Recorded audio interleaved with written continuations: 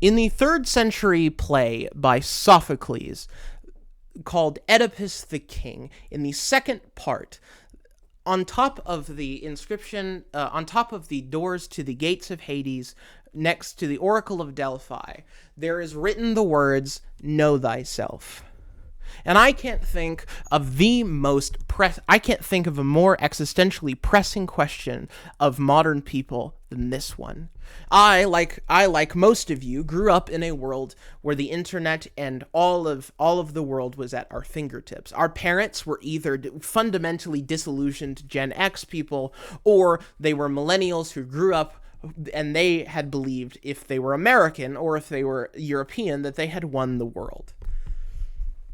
I was a 14-year-old boy when I sat down and I watched the TV show Terror and Resonance. And like many of us, we probably had our own existential questions by the time we were 10 or 11. Most of us were exposed to diabolical things at young childhood ages, whether this was from the sheer amount of historical and academic stuff that we had at our fingertips, or it was our usual pleasurable passions such as pornography or the easy access of things like fast food, or the access in our schools of things like drugs, things that happen such as bullying and the like. When I watched this show, it was 2020, and the whole world was falling apart. We were starting to realize that all of our fundamental questions about humanity were not so easily answerable, and the whole world did not live in this prosperous, corporate enterprise that we had tried to make in our heads, because we realized that nature, in one fell swoop, could wipe us out entirely, because we experienced for the first time in over 100 years a pandemic, the coronavirus. And there were already seething, bubbling tensions and questions that we were asking ourselves as a people that were already bumbling up through the surface. But that pandemic, about 5 years ago now, ended up opening up a whole wellspring of ideas that were just curdling under the surface. We realized that our neighbors had different opinions on certain things, and we realized. And we realized that we had fundamental questions about identity that the whole world had been systematically lying to us about. And it is this place, as a 14-year-old boy, soaked in hedonism, pornography, and the like, and at one of the lowest points of my existence as a human being, that I found this show, Terror and Resonance. It is a show that is as edgy as it is controversial, as it is niche. It is an aesthetic masterpiece and a show that talks about themes of, as you probably guessed, social marginalization, identity, modern politics, and the fundamental question of existence. And it is all wrapped in a 3-hour anime that you can finish. That is 11-episode anime that you can finish in 3 hours. And that is the show I wish to talk to you about today. For those of you that don't know, my name is Caleb W.H. I am a poet, philosopher, and failure here on the internet who likes to yap about things that I find to be pleasurable. In the last video on the case study of Vanitas, somebody in the comment section astutely observed that I am the Orthodox bread tube guy, or the Orthodox Christian bread tube guy. I have not heard a more fundamentally funny way of describing what I do. So, without further ado, let's address the elephant in the room. First and foremost, you're probably noticing that this video, if I did this correctly, if it doesn't, completely disregard this, has captions and cuts. It does not have full cuts. I made sure to try to only keep it to the, I tried to make sure I only kept it to the beginning and the ends of the video, because as you guys know, I have been experimenting with what I want to do with this channel. A lot of these videos are completely unedited on purpose. It is supposed to be creating this kind of fire in the dark kind of aesthetic. But I decided maybe it would be good if I added just chops at the beginning, and some cuts in between some parts of speech. and things of that nature. I hope this doesn't screw up the format too much. For those of you who don't know, my name is Caleb WH. I discuss theology, philosophy, anime, storytelling, and video games, all in this little corner of the world that I have made for myself. And the show we're going to be talking about today, I think, goes perfectly for the current moment that we have as humans. That show would be the 2014 masterpiece, Terror in Resonance. So if you guys look Terror in Resonance up on the internet, what you will notice is most people have only a few scenes that they find to be very beautiful. The bike scene, things of that nature. Some people have talked about how this series works better as an art piece rather than a story, but I wanted to talk about something that doesn't necessarily get talked about when it comes to the show, and is something that people are deeply, deeply sleeping on when it comes to this show and the discourse around this show. And that is its story, its metaphysics, and the beautiful nature of what human beings are able to do when they start penning these certain ideas to screen. Terror in Resonance, as you probably know at this point, is an anime. While anime gets kind of a strange rep, some people consider it to be completely different from Western TV and treat it as its own thing. To me, anime is just short for animation in Japan, and it is just a general descriptor of an aesthetic that was cultivated in post-war Japan of animation and things of that nature. It has a different aesthetic style than Western cartoons, but I think the themes that this show tries to tackle is really, really beautiful, and that's what I'm here to talk to you about today. How this show about two terrorists and an 18-year-old girl going up against the U.S. government and the Japanese government and fighting for their fundamental right of existence. Is a wonderful exploration of several existential questions that we have had as humanity. And so, and this is Caleb WH, and as always, thank you for watching. Okay, so first and foremost, you're going to need to know about this show. First and foremost is that this show is available on Crunchyroll and Funimation. It is an anime-only experience. There is no manga for it. It was an original by a studio named MAPPA. And MAPPA, if you guys are unfamiliar, has made shows such as Jujutsu Kaisen and Chainsaw Man, etc. They are known to be some of the best animators on the block. This was one of their first original series in 2014. Do you guys remember 2014? I sure do. I was a second grader. Yes, me, a second grader. And I was more worried about the Mario Brothers series and the Winter Olympics than I was interested in any existential questions of this nature. I, however, did not stay in 2014. I ended up becoming a teenager, like most of you, ended up having several big questions about existence, had to battle several addictions, and by the age of 14 was living off and on of my father's floor, and was battling certain questions about the existence of God. I was battling questions of existence of God, skepticism, rage, etc., social marginalization, and the like. And all of this, and from this place came 2020. I remember where I was when the world basically ended for the modern person. It was 2020, and COVID-19 had started to sweep the nation. What we originally thought was a strand of a virus that wasn't going to get too crazy ended up killing millions of people.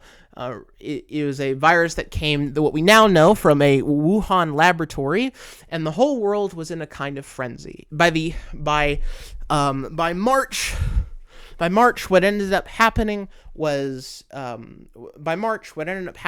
sugar high that was the 2000s and 2010s was abruptly cut by a pandemic. And by March, we were all stuck inside of our houses, and by May, A man died on the streets of Minneapolis named George Floyd, and for the next 8 months, the world was in a frenzy.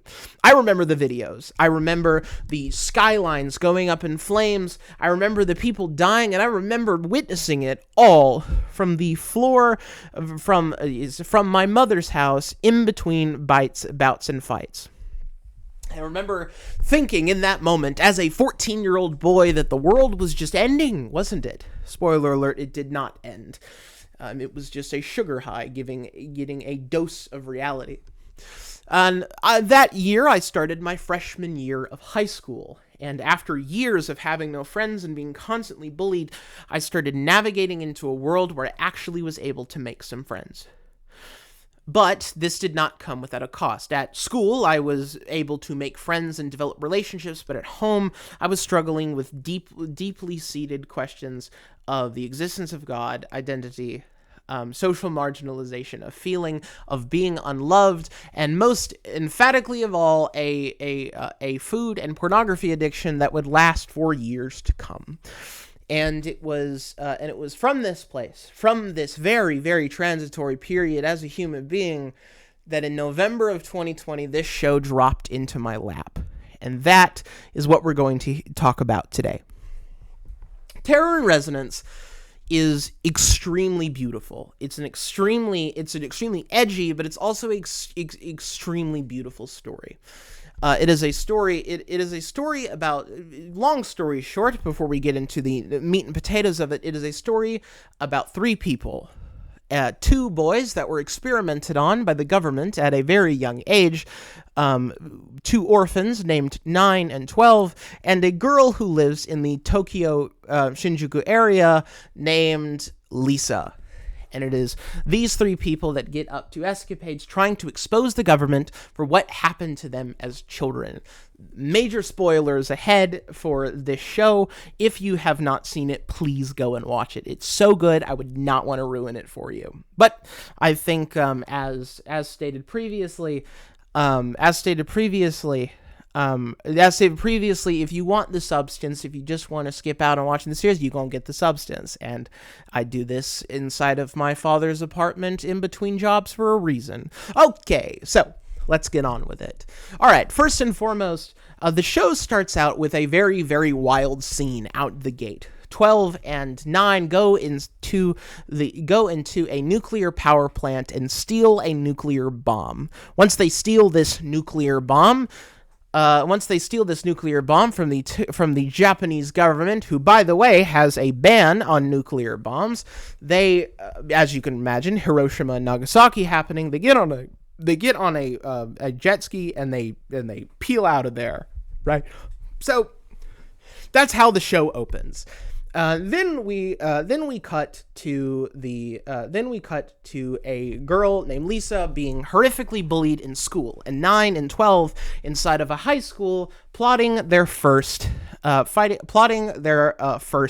attack.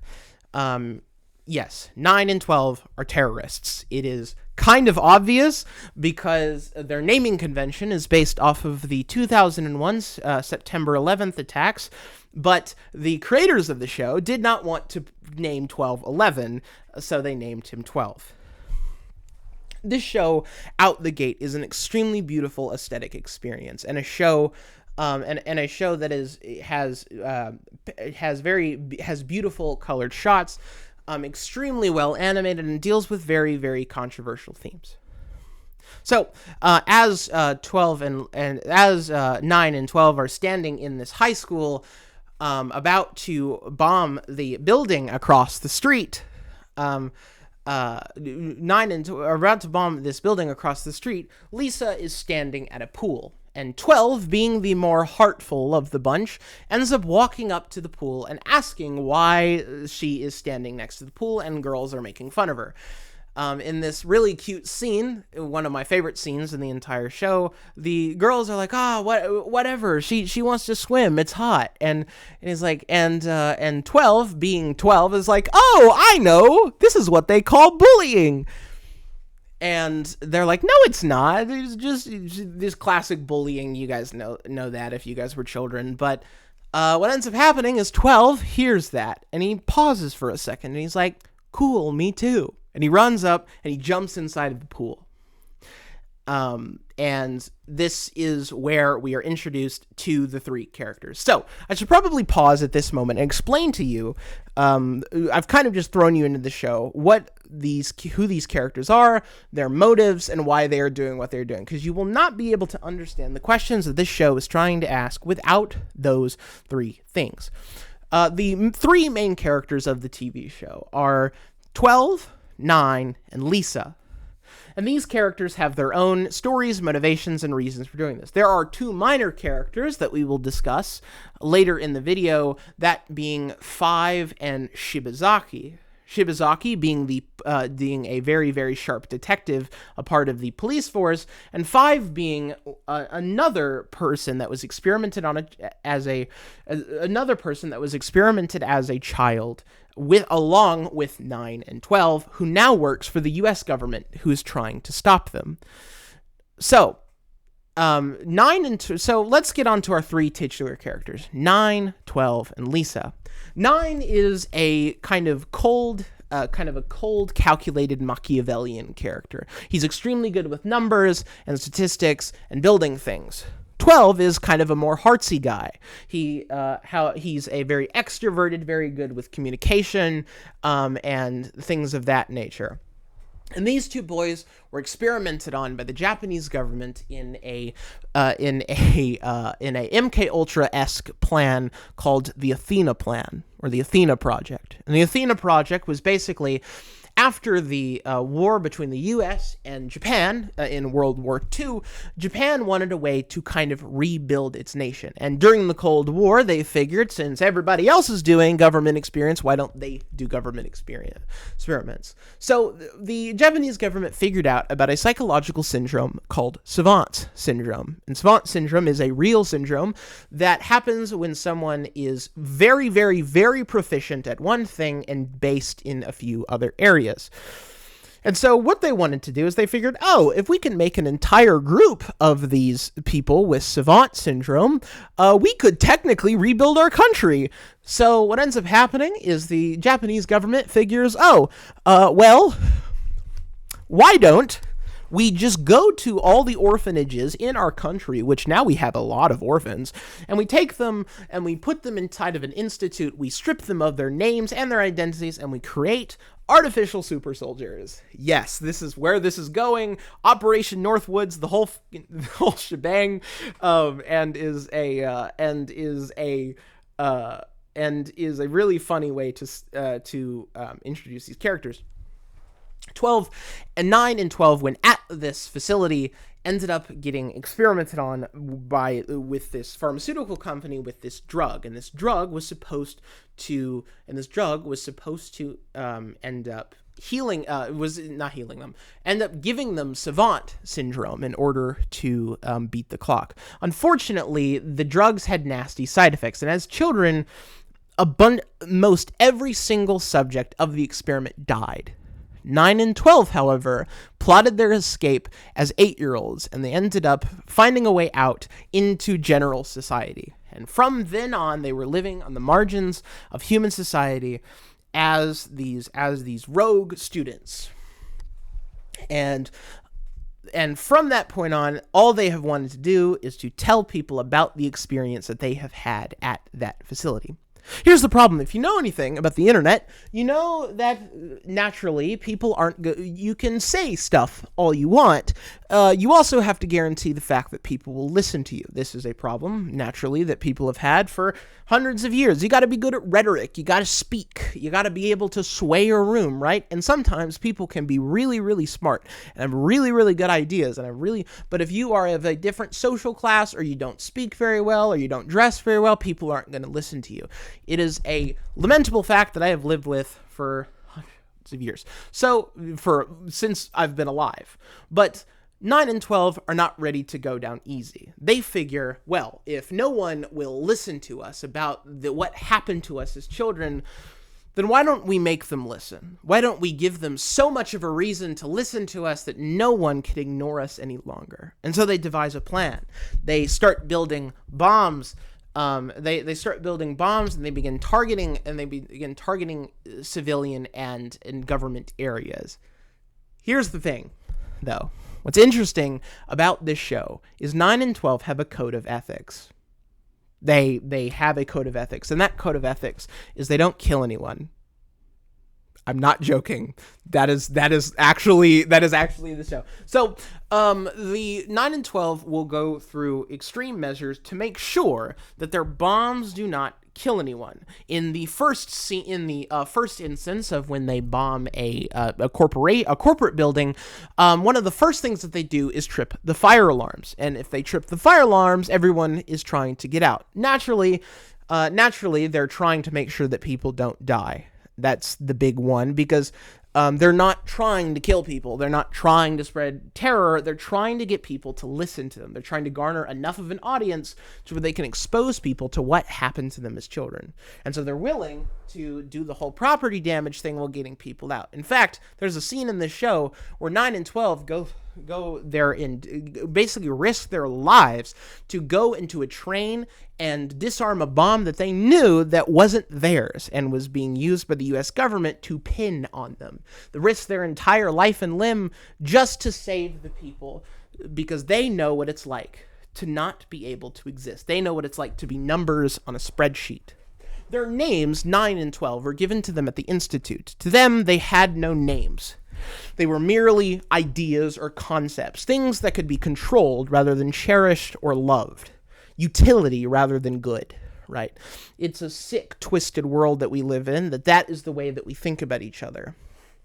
The Korean Marxist philosopher Byung-Chul Han called it the terror of the same. The idea that we do not want to love the other, we want someone to make us feel good by being the same as us. And it is perhaps this world that 9 and 12 find themselves in. This takes place, as you guys probably know, in 2014 Tokyo. The other character that is introduced, as mentioned, is a girl named Lisa. And Lisa is an outlier character. She is a girl that is horrifically bullied, has a abusive and possibly paranoid schizophrenic mother at her house, and she also is developing massive eating disorders, and general anxiety issues.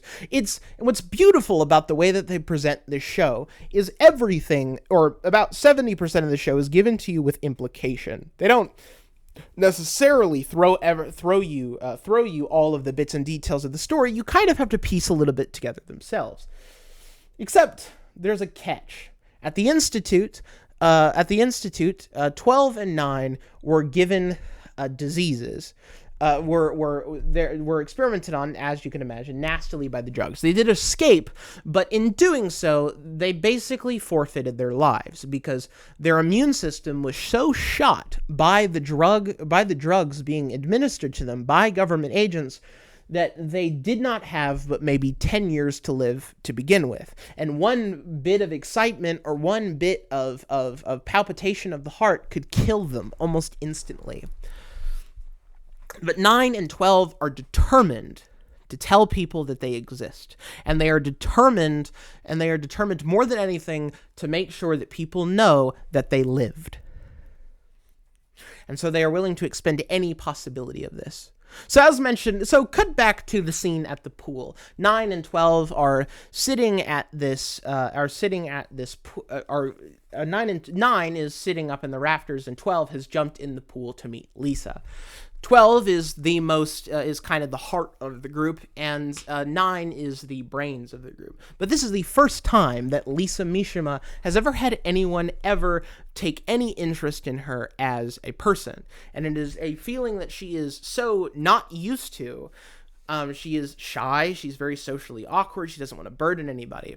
But naturally, this not being the reason that they're there, eventually they kind of leave Lisa to her own devices, except they don't, because the first target of their campaign is a corporate building across the street. That's the whole reason they signed up to go to that high school in the first place, was to be able to sneak these thermite bombs into the corporate building.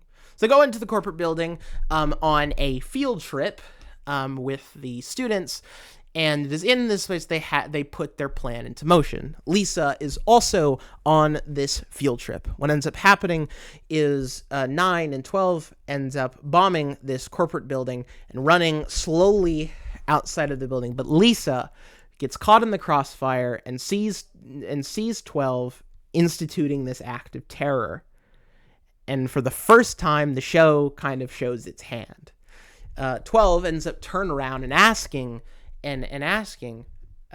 basically asking her what she's doing and why she found. And 12 the whole time is smiling because 12, this is the first time that anyone has ever interacted with them outside of being human, and so he is ecstatic. He's watched all of these humans, these supposed humans do their supposed things. He's interacted with certain pieces of media and has grown to be attached to these humans, and the mission to him is of course paramount. But he's also not necessarily not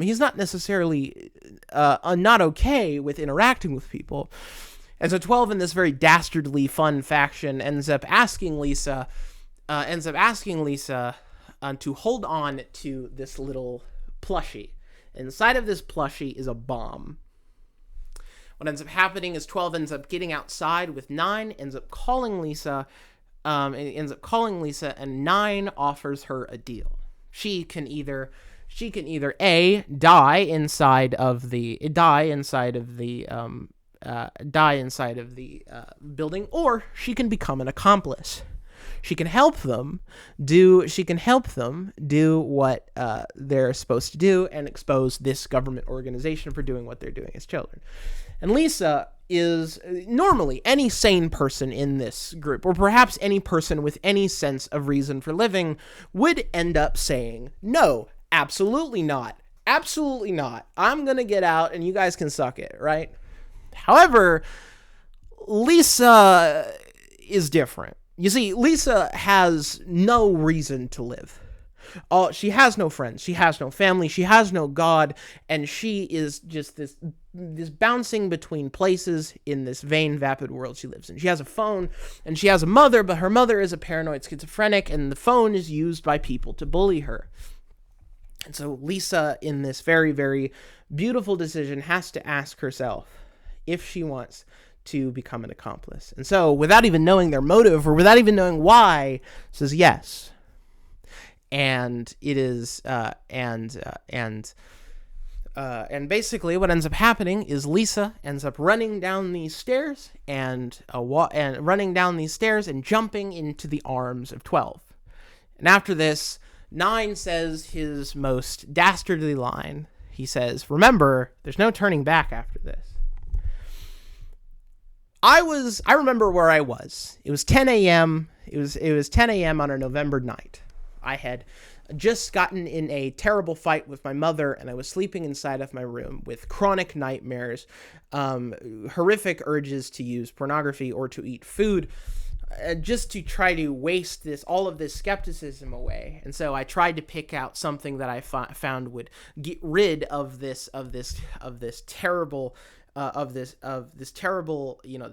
emptiness and depression that was just eating away at me.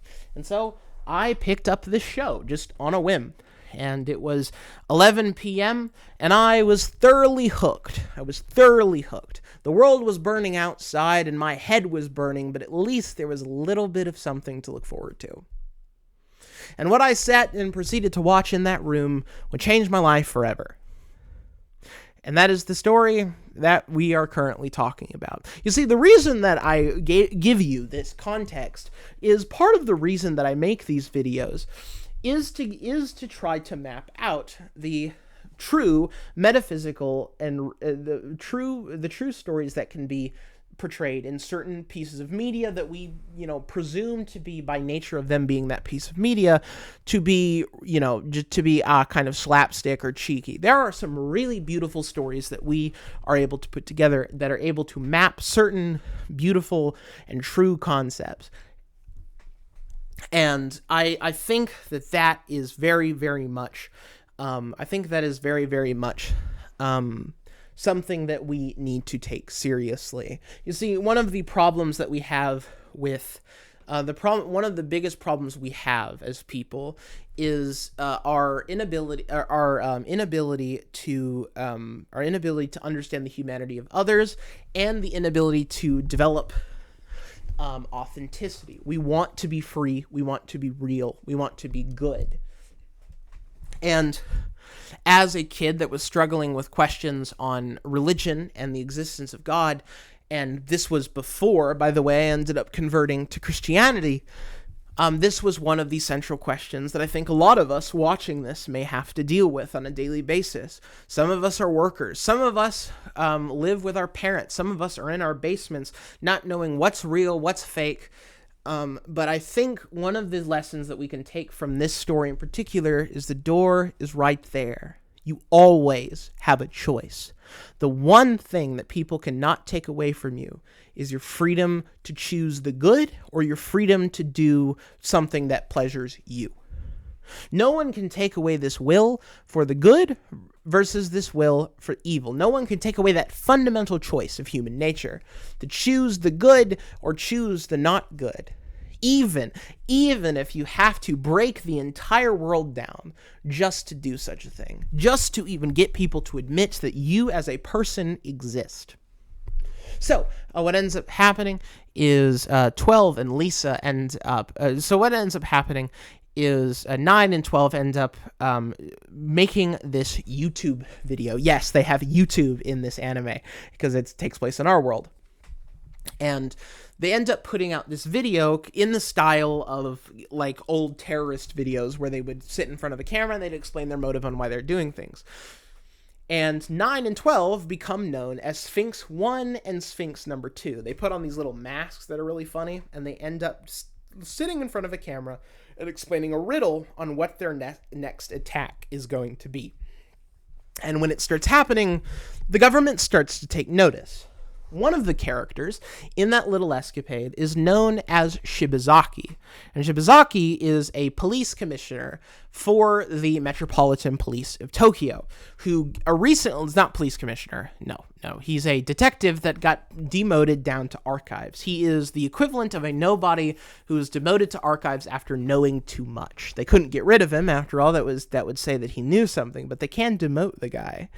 So they demoted him to archives after Shibazaki, a couple years prior, ended up exposing was this close to exposing the Athena plan, but the man who he was investigating ended up taking his own life, and Shibazaki had been demoted to sorting files ever since. But since the Sphinx terrorists ended up getting involved, the police commissioner had a bit of a soft heart and ended up letting him back onto the case as a detective. And Shibazaki was determined to make sure that these people, that people knew the truth. That is the one thing that Shibazaki believes in this entire show, and that is the truth. So Shibazaki grew up in what is modern day Hiroshima. He was a second generation of the bomb. And if you remember from the first part of this episode, I explained that 9 and 12 ended up stealing a bomb from the Tokyo government. And they don't know where it is, and so everybody's looking for it. The U.S. government, the Tokyo government. And now Shibazaki is looking for it. And the reason the police are looking for it is naturally Shibazaki was a second generation of the bomb. He doesn't want people toying with nuclear bombs. But here's the thing. The terrorists aren't trying to cause terror. They want people to know that they're doing this. They want people to know why they're doing it. And so Shibazaki becomes and Shibazaki, by these Sphinx characters, ends up becoming a kind of Oedipus.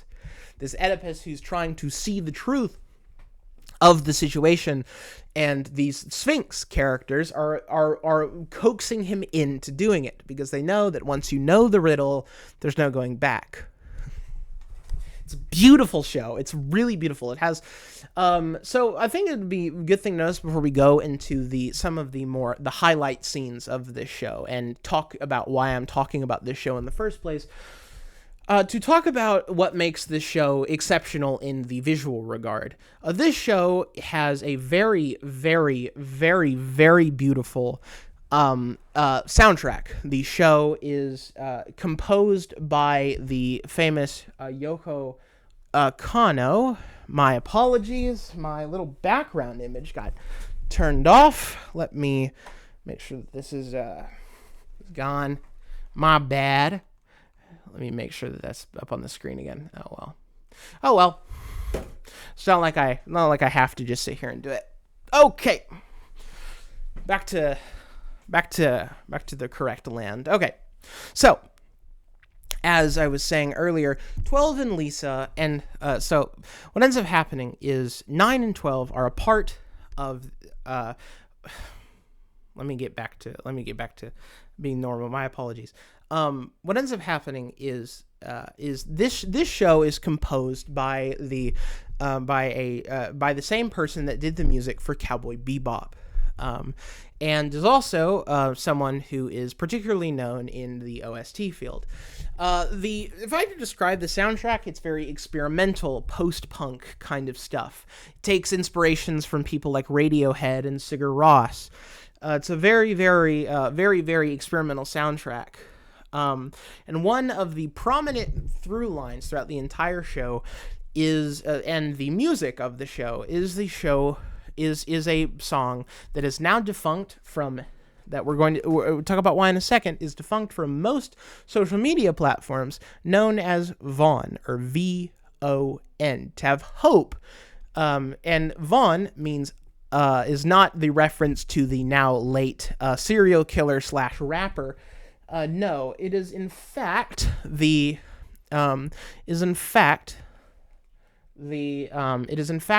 word for hope in Icelandic. And my apologies. And one of the most prominent songs used in the show is called Vaughn.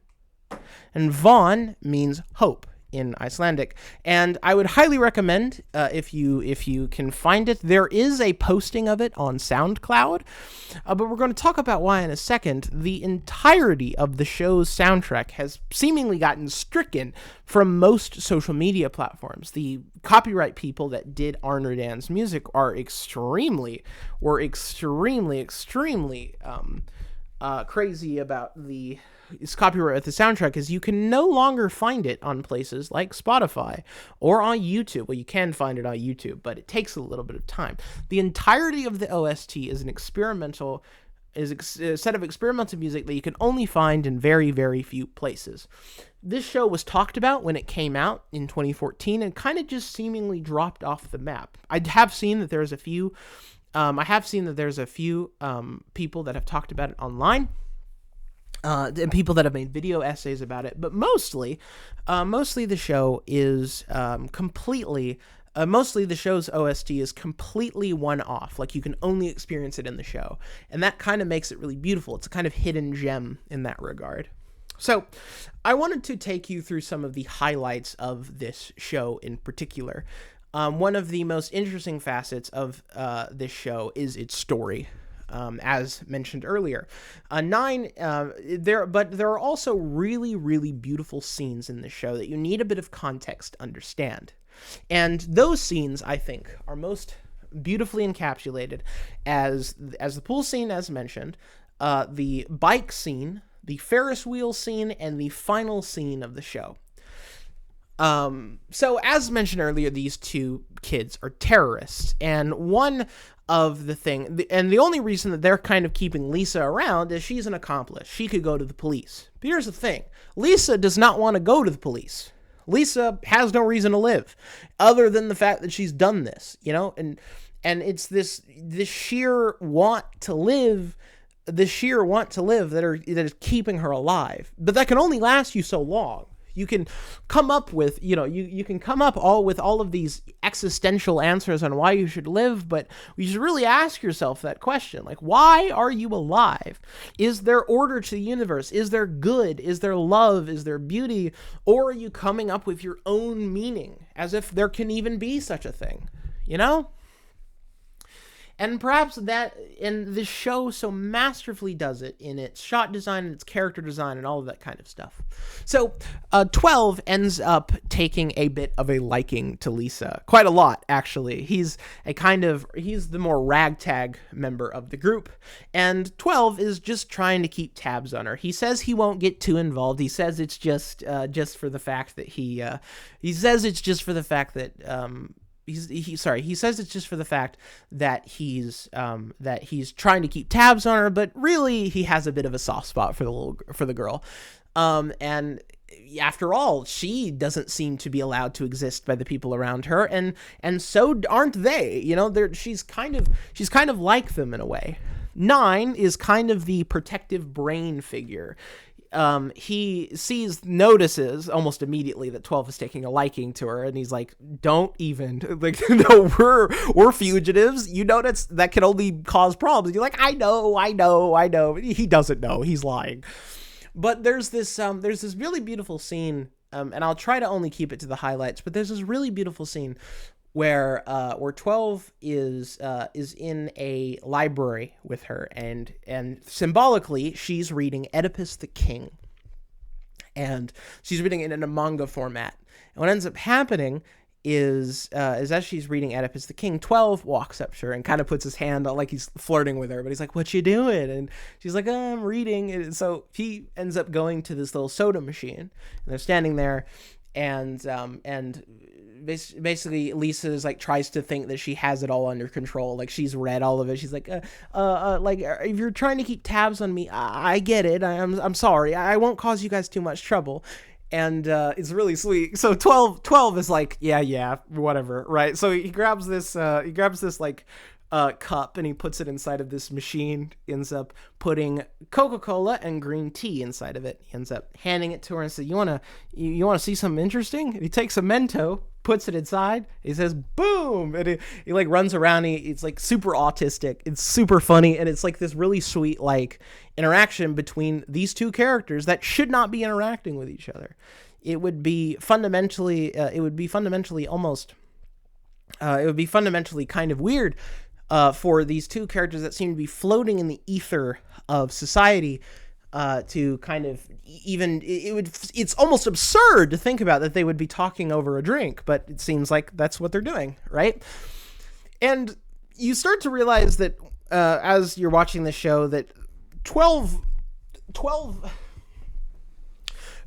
as a character has always been very interesting to me. You see, what makes 12 and Lisa such an interesting dynamic, to me, is 12 is a government experiment. He is a rogue android government experiment that should be dead. And Lisa, in her own way, is a kind of government experiment. Her family has a history of mental illness. She's perpetually bullied. Society doesn't find any utility for her. So where does she find her meaning? And this is the question that 9 and 12 are asking. They say, people will know the truth. People will know what is right. People will know who I am, and I'll do anything to get that. Right? I would do anything to make sure that people know the truth. And that's a really powerful thing. I mean, there's a reason that our Lord, when on earth, says, you shall know the truth, and the truth will set you free, right? Well, in the next scene, 12 is trying to keep tabs on Lisa. Lisa ends up going home, getting abused by her mother, and she ends up grabbing her stuff and running away. So she's flipping from house to house, institution to institution, until finally 12 ends up finding her, because naturally 12 put an air tag on her, and so he's been tracking her the whole time. And there's a really beautiful scene where 12 walks up to her and he says, what are you doing? What are you doing? And Lisa doesn't answer. And so 12 says, you should go home. You know, it's not safe for you out here. It'd probably be bad if you were hanging out with us, just go home. And Lisa, in a very, very powerful sentiment, says, just shut up. I don't have a home. I don't have a place. I don't have utility to society. And that gave me like serious pause when I saw that. And then she says this. She says, I just thought someone would sweep me off my feet. I thought that someone would solve my problems for me, but that's stupid. I'm awake, I'm alive, and I got something I gotta do. Right? So she says, I'm so stupid, and she ends up running. She's got nowhere to go. She's got no goal. She's aimless, confused, all of that kind of stuff. So 12, in one of the sweetest scenes, ends up getting on a bike as the police and some thugs are harassing her. He ends up rolling. Well, there was first the thugs. She runs away from the thugs, and then the police are harassing her. And so he gets on a bike and he rolls up and he looks over at her. And Lisa knows exactly what that's about. And so Lisa ends up running towards her, and in a symbolic gesture, 12 sweeps her off her feet and takes her away. And what follows is one of the most aesthetically beautiful shots ever put to anime. And that is a scene where 12 ends up taking her around town and just driving her around. And Lisa, for the first time probably in years, ends up laughing. And she ends up laughing so hard that it hurts. And she's like, do you just want to blow it all up? I want to blow it up all with you. It's really cute. She's like, do you just want to destroy it? You just want to blow it all up? And 12, for the first time in the series, also laughs. And it's just this really sweet, like, gesture, I think. But I think it gets across this key idea. This show obviously has a story, but honestly, I do think it takes a kind of a back burner to the story it's trying to tell. Sorry, the story kind of takes a backseat to the aesthetics of the show. It's very punk, it's very street-esque, and it's also very, very experimental. So, on this bike scene, 12 ends up taking Lisa back to their hideout. They've got this little hideout that they've carved out of an abandoned arcade. And what ends up happening is they're in this little hideout that they've gathered. They're squatting in there. And 12 opens the door, and 9's already standing there like a father, like just disappointed in his little child, right? And so 9's just like, and so 12's like, hey, could she? And he's like, no. And so 9 starts explaining just the logistics of the situation. Like, she's not one of us. The only thing that can come from this is problems. You know that. You know that having a third person here would only make it worse. And she's like, but it's this really stupid scene. But as they're standing there, Lisa ends up fainting, just out of stress. And what does 12 do? But takes her inside and says, screw you, 9. She's going on the couch. And so she's sleeping on the couch. And 9 and 12 end up having this little discussion. The show is very self-aware. Like, the characters seem like what I would see modern people acting like. It's very interesting because it simultaneously weaves in this literary kind of symbolism, but it also weaves in these deeply, deeply human characters. I can give you an example. There's this scene where Lisa is very, very thankful that she has a home, and so she tries making food. Like, just trying to cook for them. But she fails, right? And 9, being super, kind of a super smart, super genius, sees through it immediately. Like, she's trying to validate herself, all that kind of stuff. But he lacks the kind of emotional kind of variability. He does care. Like, he doesn't want Lisa to die, but he also knows that telling the truth takes far more importance to that. But 12, however, thinks that 9's being cruel. Like, this girl is effectively someone who's like us. She's a girl she's a girl that's very like us, and you're just being cruel. You're just being mean, right? And Lisa is so desperately just wants someone to love her, just wants to recognize that she exists and want to will her good. And it's deeply, deeply human. And so there's this really funny scene where Lisa brings in like a bunch of food, and so 9 basically looks at her and says, "You're just trying to play housewife. You're just trying to be validated. Just stay here. You don't have to do any of that."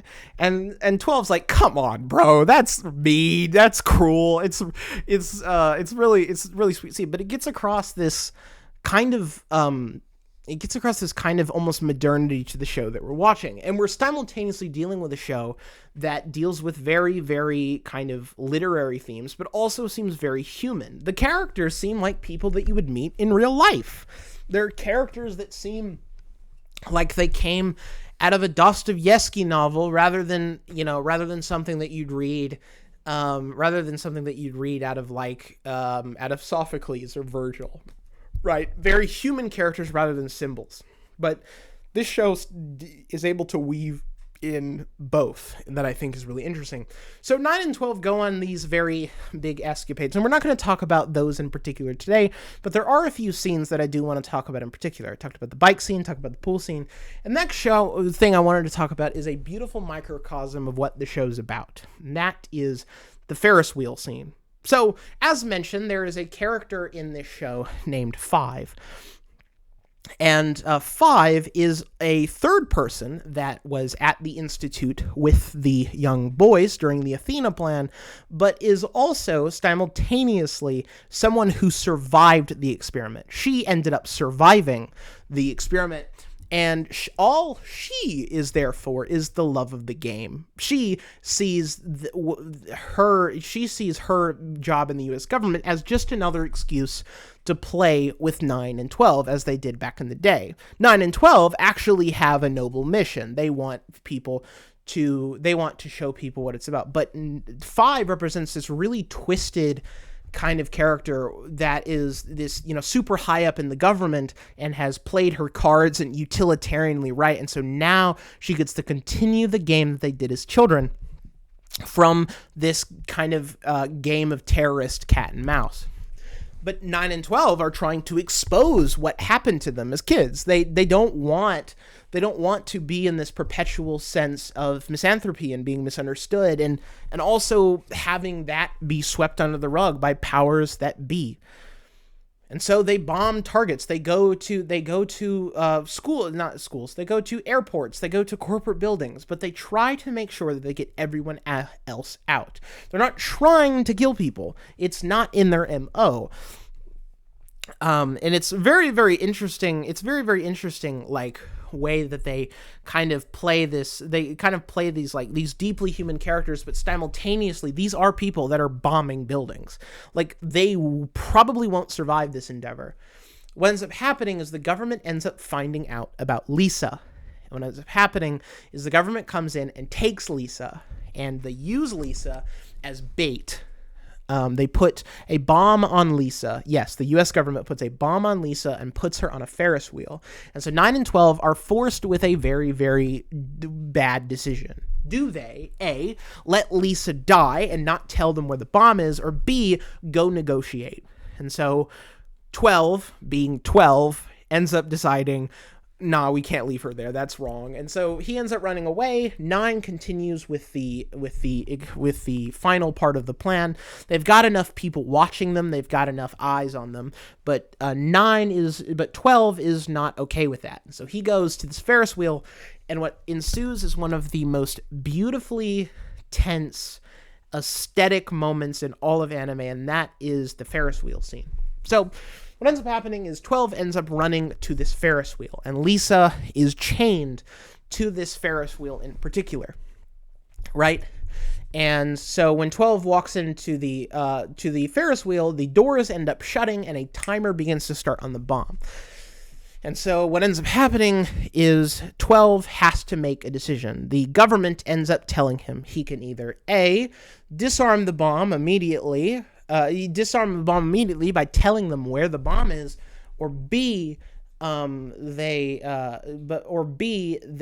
can let Lisa die. You both can die on the Ferris wheel. And so 12 wastes no time pulling out his disarmament tick and trying to disarm the bomb. They only gave him 8 minutes to do so, and it is from the get-go, it is known that it is nearly impossible. And there's this really beautiful scene where he's disarming the bomb, and Lisa's like, "I'm sorry, I'm worthless, just leave, you guys need to get this out, just don't leave me, just leave me here, let me die." And 12 is like, "Do not apologize, it is not your fault, And then he starts saying, I should apologize. I shouldn't have even talked to you. I shouldn't have even got you into this. I shouldn't even, even gotten involved in this. But, and he looks up at her, and there's this beautiful poetic scene where she just looks up at the moon. And I paused there for a second because it's so beautiful, because they don't have to say it. You know what 12 is going through his head. You're gonna think it's very romantic, all that kind of stuff, right? But is it? Because what's really interesting about that scene is, the whole time he's sitting on the, you're just like, this is just a train wreck that they're in. But here's the thing: she looked up at the moon. In Japanese poetics, the word for I love you is suki, right? Or daisuki, right? And sorry for my poor pronunciation. But the word for the moon is suki. And so there is a famous Japanese allegory that the moon means that I love you, or kind of and so they usually play with this poetic allegory that everybody sleeps under the same moon, everybody sleeps under the same stars, so if we're far away, I still love you, right? That kind of thing. Or it's also framed as this kind of like existentialist exploration of what love is, blah, blah, blah. We're not here for that right now. We are here for the existentialism, but we'll get to that at the end. But I remember sitting there like, that's genius. That's genius. That's really, really smart. Really, really smart. And so I'm sitting here watching this, and I'm crying. I'm crying so hard at that scene. I just was like, it was bad. I was a 14-year-old boy, and I'm bawling because, man, I had spent my life on inside of my room or in corners or crying and all that kind of stuff, and I felt like I had to fight for the right to exist. I had to fight the right, and just watching another character go through that at my age, I needed that. I needed to have someone like tell me that, hey, these questions that you're facing, they're not fake. They're real, and they're human real. And no matter what your church or your mom or anyone in your life tries to tell you, these are questions that you need to be asking. So continue to fight, and having that framed to me at that very, very tumultuous period, which I think a lot of you can relate with, was really, really beautiful, and I loved it. So the show ends with a very, very, and spoiler warning, if you haven't already gone and watched it, please go and watch it. You can finish in 3 hours. Go watch it 3 hours and come back here, because I'm about to spoil the show for you. The show ends with Nine putting the atomic bomb in a weather balloon and shooting it up into the sky, because 9 was going to blow up this nuclear bomb, and he was going to do it as in a high stratosphere explosion so that people would see it, but no one would die. So that everyone could see, this is the story. This is the story.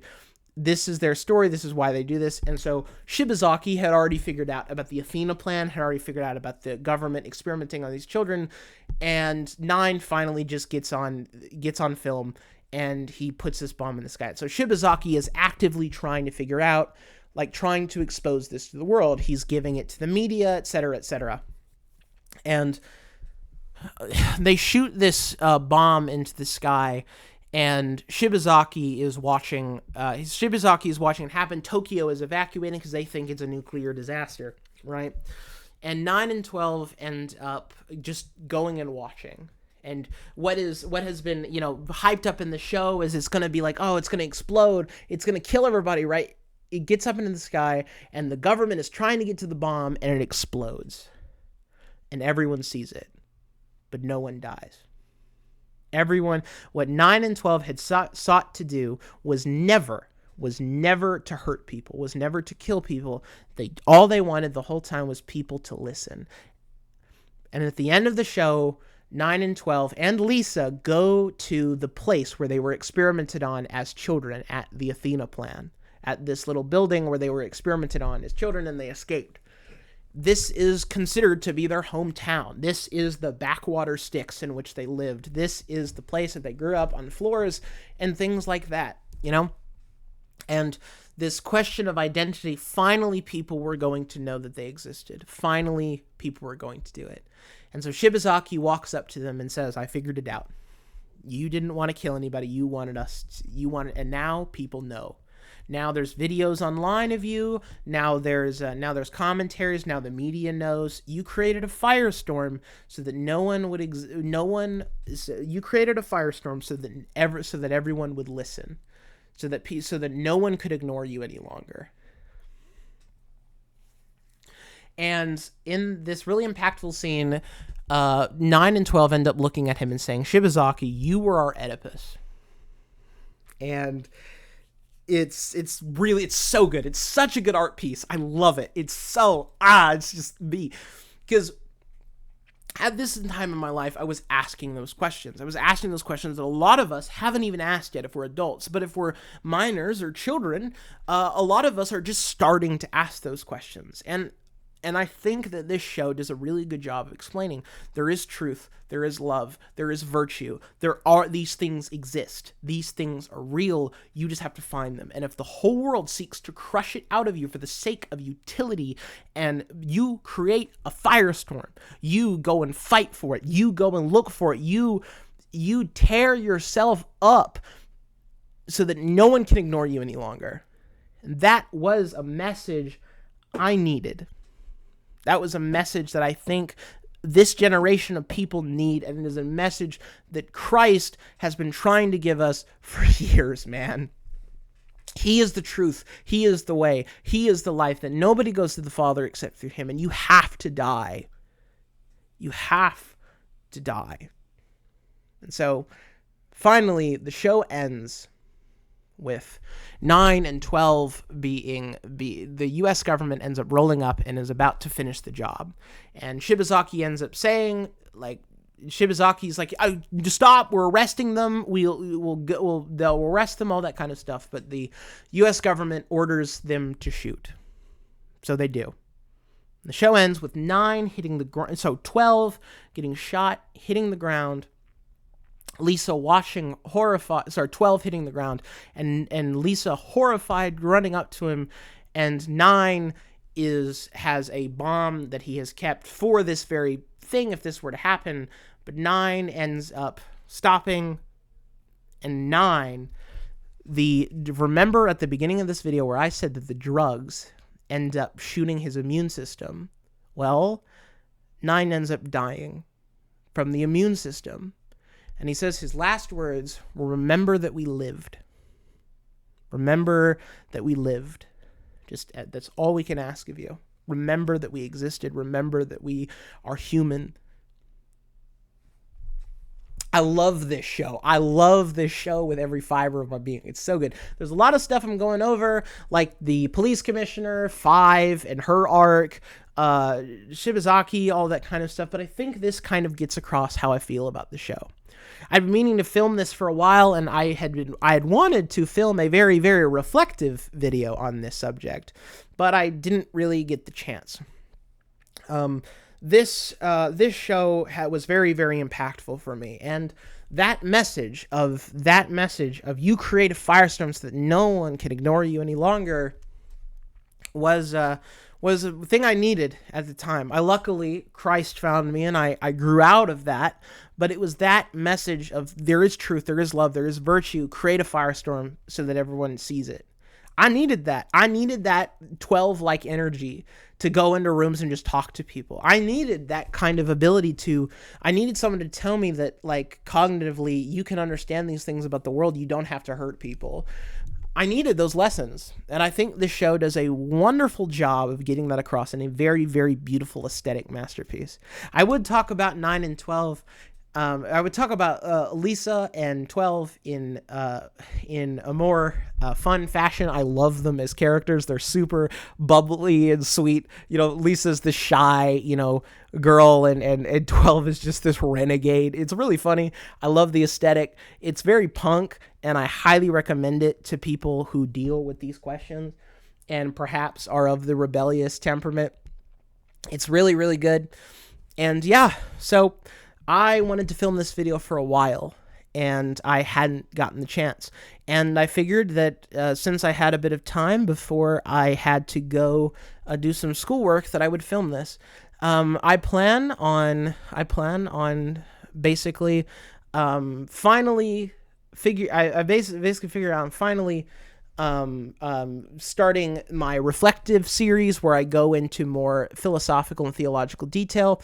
You guys can check out my socials in the description and my Substack where I talk about these series is more in detail. And I think what I'll leave you off on is that very notion.